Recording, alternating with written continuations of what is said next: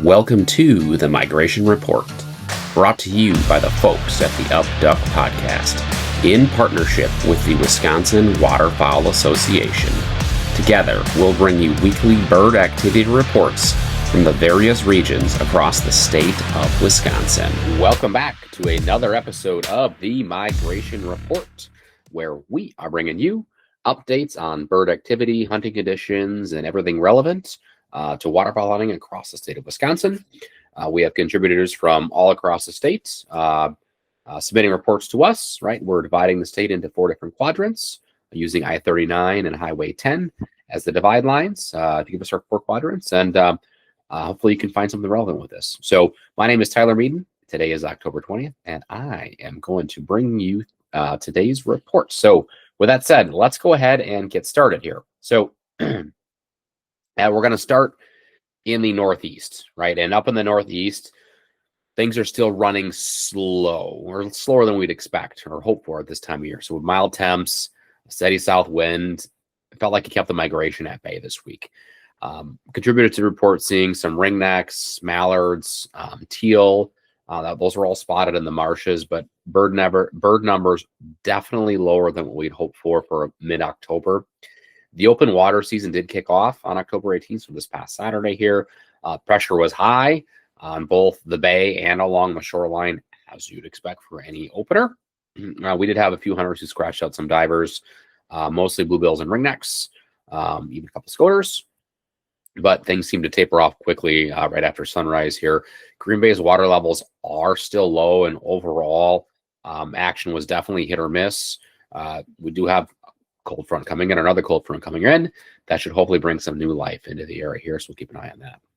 Now, as we head to the northwest, it certainly seemed like there was some movement here.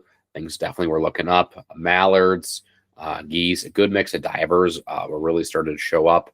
Ringnecks, canvasbacks, we had buffleheads, some redheads sprinkled in. Those are all observed by our contributors. Saturday was calm and sunny, which made decoying birds tough. But once the wind shifted out of the northwest and things kicked up on Sunday, excuse me, things really started to roll for our folks, right? Hunting pressure was also lighter than past weekends.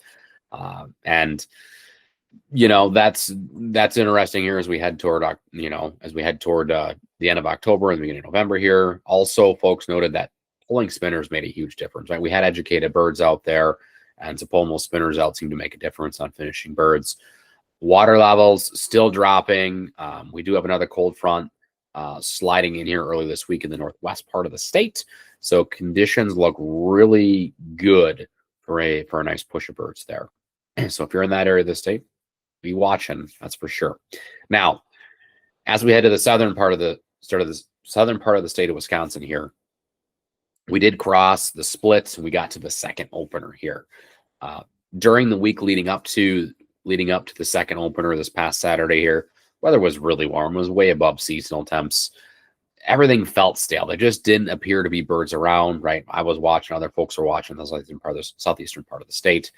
And then, right, we have in addition, we have got water levels that are low. We've got cattails that are browning, right? We got to Saturday and spinners just not doing the thing in southeastern Wisconsin as well. They're just not fooling a lot of birds.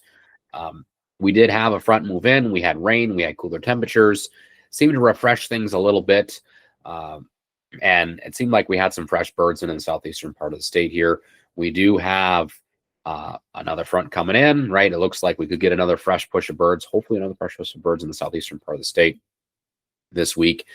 For this past weekend here, right after the front moved in, we did have some afternoon hunts that were fairly uneventful, right? Mild pressure, mostly mallards, woodies, and teals still being observed.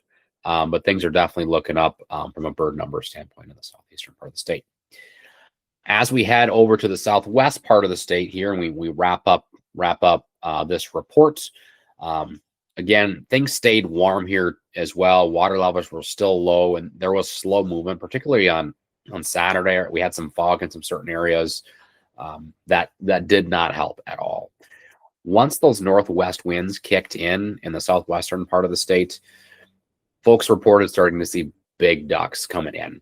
And then we had reports of mallards, gadwall, pintails, widgeons, some divers mixed in too.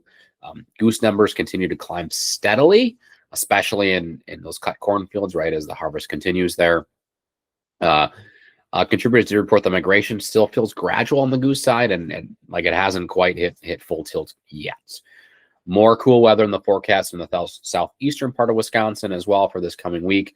So things are hopefully going to kick into gear here as well. If we take a step back now and we look at the big picture, right, I would say the theme for this week is really the calm before the storm, or the calm before the push, hopefully. Every corner of the state had some sort of glimpse of change, whether it's divers being observed, fresh mallards or fresh birds in general. Nothing major yet. Right, warm weather has really kept things at bay, made things feel pretty sluggish. We've got some stale birds. That said, right, we had the big front pushing across the state. We've got another front coming in. We've got more cool weather throughout this whole week here, right? Cool air, north winds, right? Makes it feel like the migration is right here, like it's this close. We're ready to shift gears here. So keep an eye on the forecast. These next few cool mornings should hopefully bring in some fresh birds. Keep an eye on the sky. We'll see what happens. That's it for this episode of the Migration Report. A big thank you to all of our contributors from across the state of Wisconsin for sending in their updates. And a big thank you to the Wisconsin Waterfowl Association for their partnership in helping bring this podcast to life. If you are interested in becoming a contributor, reach out to UpDuck anywhere on social media. We'll start the conversation there. Make sure you hit the subscribe button wherever you're consuming this podcast, whether it's YouTube, Apple, Spotify, doesn't matter where. Make sure you hit that subscribe button so that you are informed when the next episode drops on the 27th for our next episode of the Migration Report. Until then, good luck, shoot straight, and be safe.